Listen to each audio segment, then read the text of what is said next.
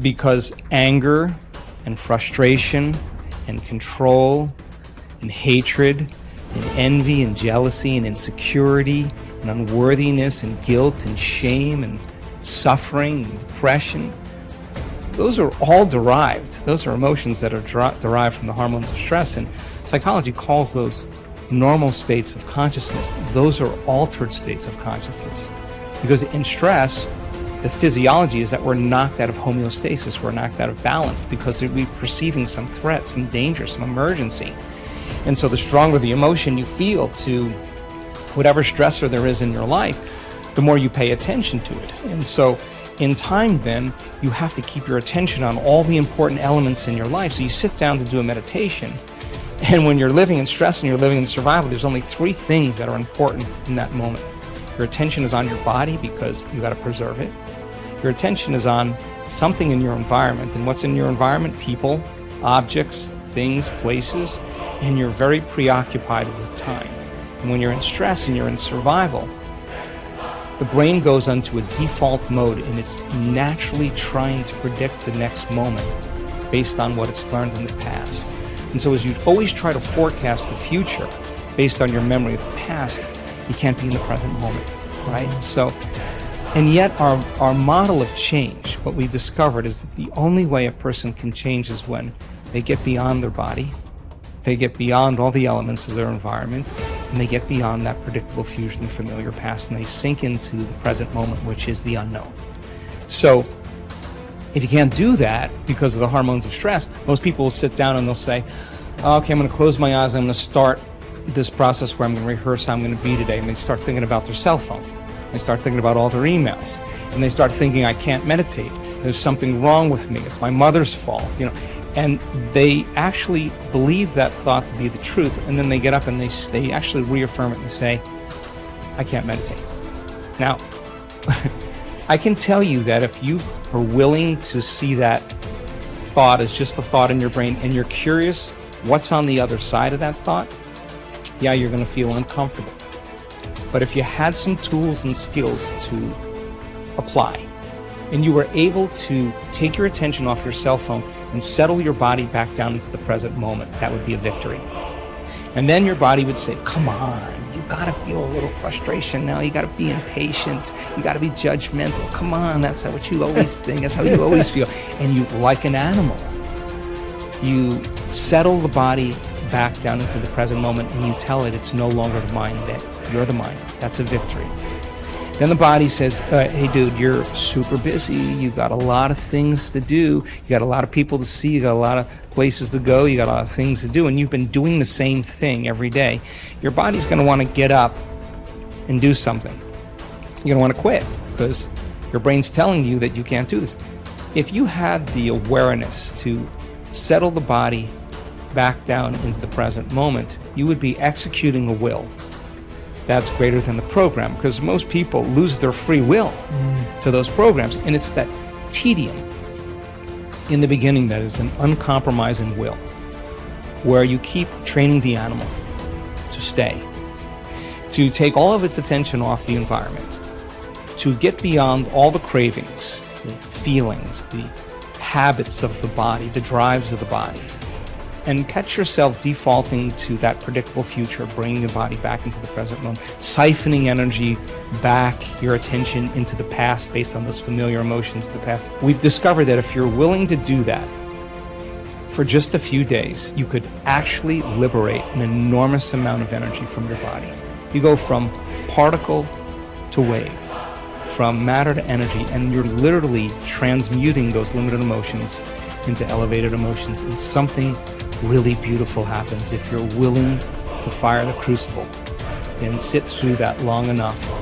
All of these emotions move, that energy moves right up into the heart, and a person starts falling in love with life. They start feeling this state of gratitude, this gratefulness to be alive, this ineffable word of relaxed and awake.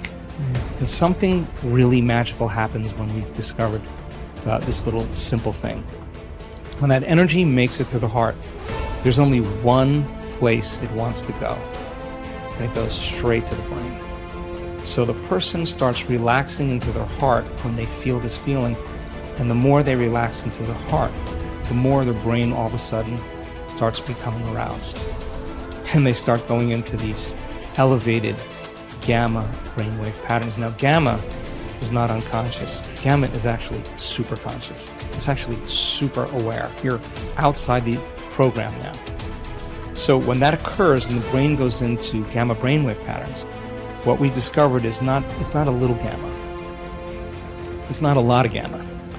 It's not a whole lot of gamma. It's a supernatural amount of gamma. And we start seeing these brainwaves where we see theta start carrying alpha, and alpha starts resonating with beta, and beta starts creating high beta, and high beta starts creating gamma. And you see these standing waves of brain coherence happening. And the person feels so amazing that they don't want the moment to end. A day that never came, but has managed to spoil every game. One day that takes all the blame, the basis of all fear and shame. Cripples the blossoming of the life's flame. A spoiler that makes life a dream. Traps the limitless in a limited scene. One day that takes all the blame, the basis of all fear and shame. Cripples the blossoming of life's flame. A spoiler that makes life a dream. Traps the limitless in a limited scene. A day that never comes but the world it ruled. Tomorrow never happened to anybody, but the idea of tomorrow has robbed people. A huge mass of people of their life. Just the idea. Nobody ever touched a tomorrow in their life. Nobody ever experienced one. Nobody ever saw one.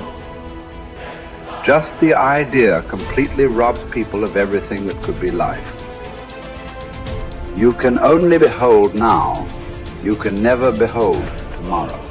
Not because it's out of reach, because it doesn't exist. You can only imagine tomorrow. You will never behold tomorrow. Never, ever. But still, for most human beings, it is this, an idea.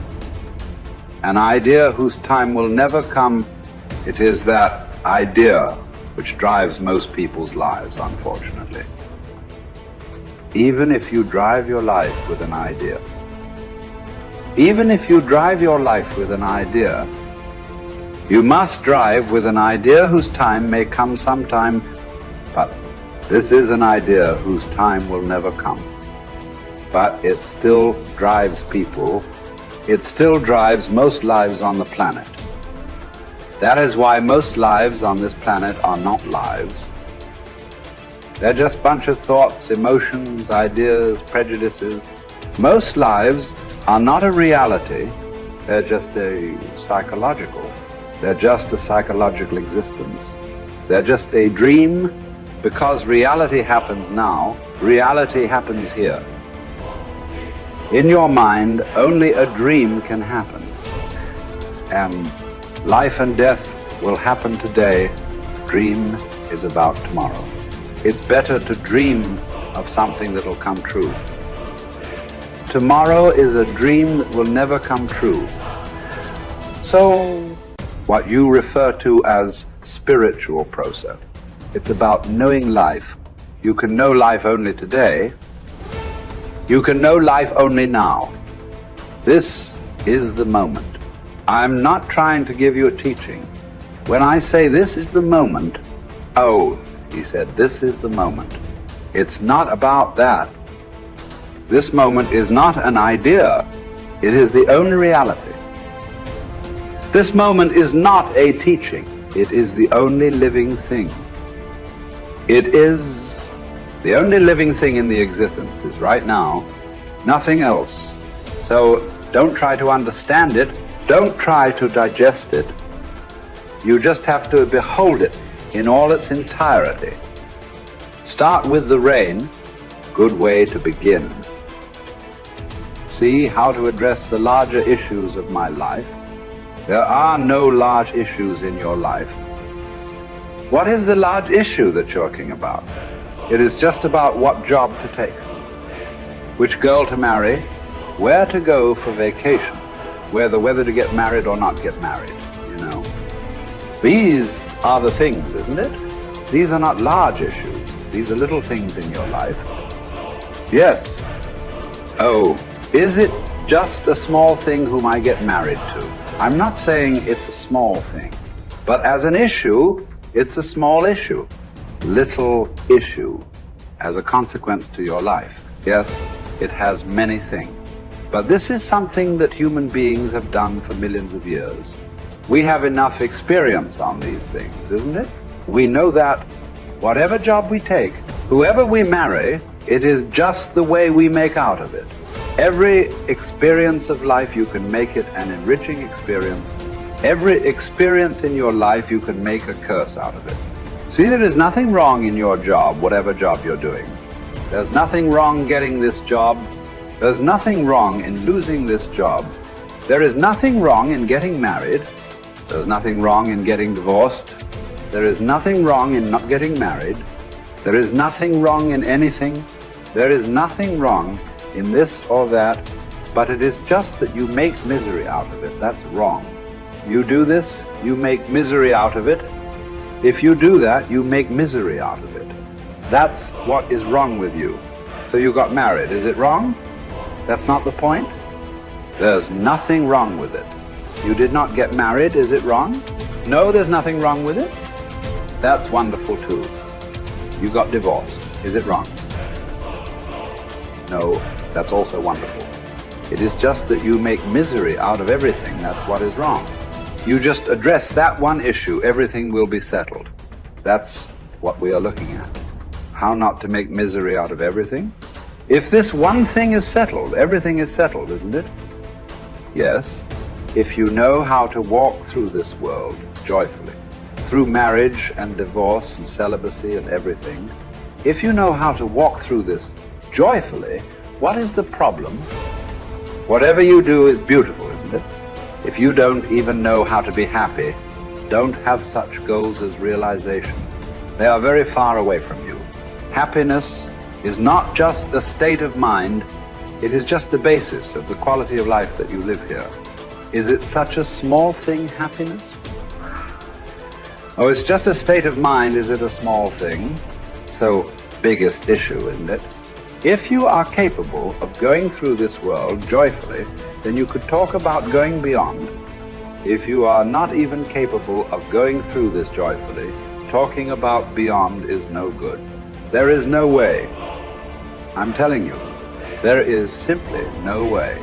For a person who is constantly creating inner battles all the time, how will he deal with the bondages of life? How will he transcend that? There's no question. It doesn't arise in your life. So first thing is working towards to be a blissful human being. If that happens, the rest becomes very simple. Because a blissful human being, once your happiness is not at stake, anything that's needed you will do, isn't it? Right now, you cannot do what's needed because always your happiness is at stake. You are thinking which is the right thing to do, which is the right thing to do. There is no right thing to do in your life. There is no wrong thing to do in your life. If you know how not to make misery out of everything that you do, whatever you are doing is the right thing.